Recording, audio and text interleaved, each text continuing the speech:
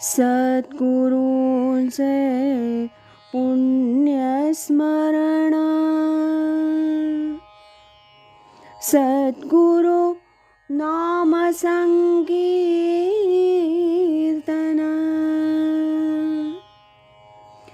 सद्गुरु गुणानुवाद गान, श्रवण मनन सद्गुरूंचे, श्रवण मनन सद्गुरूंचे.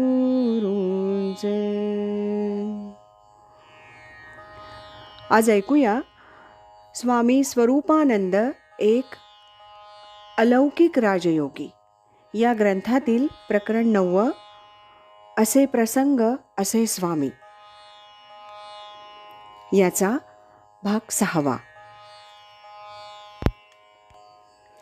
अनुवाद झाला तो ईश्वराच्या इच्छेने, राहिला असेल ती त्याचीच इच्छा. परमपूज्य स्वामी स्वरूपानंदांच्या वागण्यात आणि बोलण्यात ज्ञानेश्वरीतील कित्येक ओव्यांचा अक्षरशः प्रत्यक्ष अनुभव येईल. स्वामी लिखित अभंग ज्ञानेश्वरी नवीन आवृत्ती काढण्याचं ठरलं होतं. मुंबईतील त्यांच्या एका भक्तास हे कळल्यावर हा सद्भक्त पावसला आला आणि त्यानं परमपूज्य स्वामीजींना एक सूचना केली. स्वामीजींच्या सद्भक्तानं मूळ ज्ञानेश्वरीतील प्रत्येक ओवीशी स्वामींचा अभंग अनुवाद जुळवून घेऊन मोठ्या साक्षेपानं अभंग ज्ञानेश्वरीच्या प्रथम आवृत्तीचं वाचन केलं होतं. सदर गृहस्थ खोलीत जाऊन स्वामींना म्हणाले, आप्पा, मी मूळ ज्ञानेश्वरीतील प्रत्येक ओवी चरणाशी तुमचा अभंग अनुवाद ताडून पाहिलाय. फक्त 1-1.5 चरणांचा अनुवाद एका ठिकाणी राहिलाय. आणू का ती ओवी दाखवायला? यावर श्री स्वामी अगदी शांतपणे आणि गंभीरपणे उद्गारले, अहो, अनुवाद झाला तो ईश्वराच्या इच्छेनं. आता तुम्ही म्हणता तसं काही राहिलं असेल तर तीही त्याचीच इच्छा.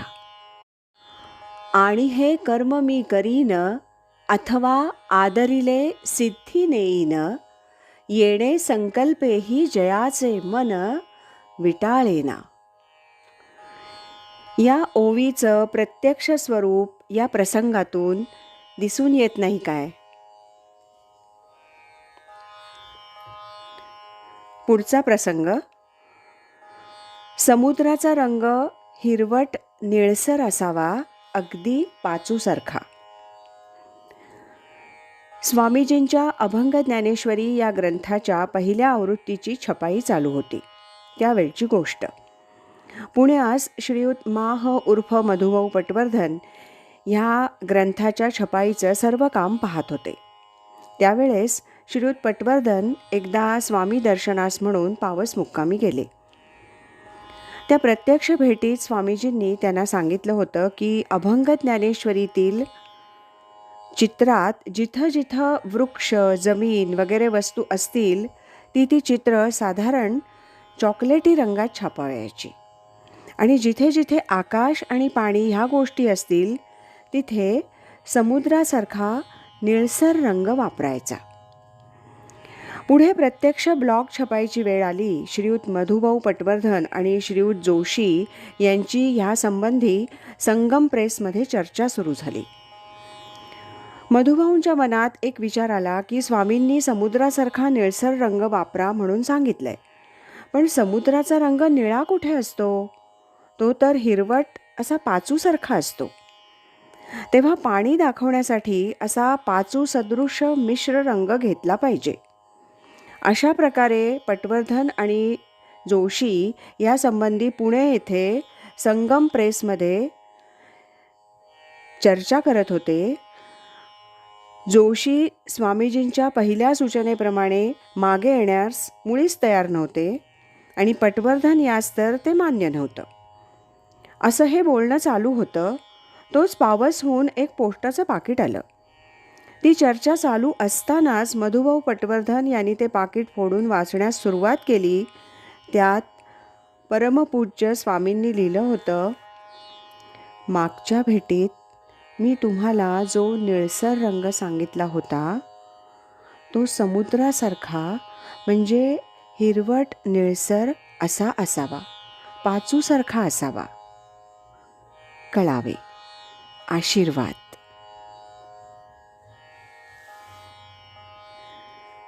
यानंतरचा प्रसंग. तुम्ही बहिरे आहात, मी मुका आहे.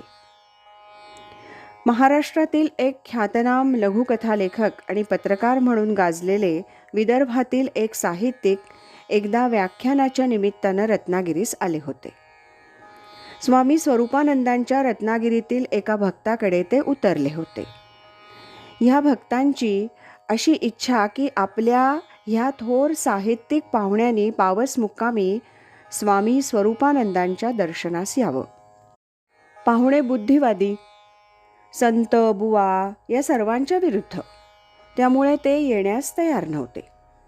नंतर आपल्या प्रेमळ यजमानांची फारच इच्छा आहे असं पाहून साहित्यिक पाहुणे त्यांना म्हणाले, दादा, मी तुमच्याबरोबर पावसला येतो, पण मी तिथे नमस्कार वगैरे केला नाही तर रागावू नका. तसंच ही बुवा मंडळी फार बोलतात, नाही नाही ते भक्तांना सांगतात, सबब मी काहीही ऐकणार नाही, तिथे मी बहिरा आहे असंच समजा, वगैरे वगैरे. झालं. यजमान स्वामी भक्त आणि हे थोर साहित्यिक पावसला स्वामी दर्शनास म्हणून आले. यजमान भक्तानं साहित्यिक पाहुण्याला परमपूज्य स्वामींच्या खोलीत दर्शनास म्हणून नेलं. भक्तानं स्वामींजवळ बोलण्यास सुरुवात केली. स्वामी हळुवार शब्दात शांतपणे आपल्या भक्ताशी थोडं बोलत होते. इतक्यात साहित्यिक पाहुणे उद्गारले, मला कमी ऐकू येतं, जरा मोठ्यानं बोला. स्वामी मिश्किलपणे अगदी हळुवार हसले आणि म्हणाले, तुम्ही बहिरे आहात, मी मुका आहे. एवढंच बोलून स्वामींनी खडीसाखरेचा डबा उघडला, एक खडा ह्या थोर साहित्यिकाला दिला आणि त्यांची ती भेट संपली. खरंय, स्वामींना प्रत्येक व्यक्तीचे अंतर्भाव स्वच्छ आरशासारखे असे दिसायचे. प्रत्येकाशी जसा भाव तसं त्यांचं वागणं असायचं. ह्या लेखक महाशयांना परमपूज्य स्वामींनी अगदी पार रत्नागिरीत आपल्या भक्ताकडं पाहिलं होतं. त्यांचं बोलणं, प्रवासातील बोलणं वगैरे सर्व ऐकलं होतं. परमार्थाचा हितोपदेश ज्याला बहिऱ्या कानामुळं ऐकायचा नाही, त्याच्या लेखी साधू संत मुके असणेच योग्य नव्हे का? असे प्रसंग असे स्वामी या 9व्या प्रकरणातील हा होता भाग 6वा. उद्या आपण याचा 7वा भाग ऐकणार आहोत. श्रीमद सच्चिदानंद सद्गुरु श्री स्वामी स्वरूपानंद महाराज की जय. हरि ओम तत्सत.